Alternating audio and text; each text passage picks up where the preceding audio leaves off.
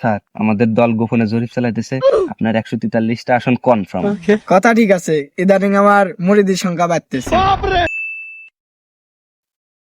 বস, ওরা তো সব একজোট হয়ে গেছে, এভাবে চলতে থাকলে তো আমরা শেষ হয়ে যাবো। দাঁড়া, কিছু একটা করতে হবে। আরে পীর সাহেব যে আশেপাশে বাঘটাক নাই তো? আরে নাই নাই নাই, কেবলমাত্র খেদাই দিছি। তা হুজুর, আপনার এবার আসন কয়টা দিল? আরে এই 47টা দিবে বলছে। কি কন, মাত্র 47টা?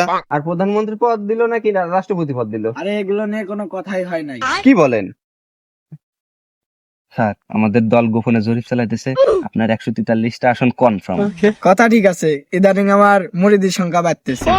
প্রধানমন্ত্রী অথবা রাষ্ট্রপতি, আপনি একটা পদ অবশ্যই অনায়াসে পেয়ে যাবেন। তাহলে এখন কি করা যায়? কি করা যায় মানে?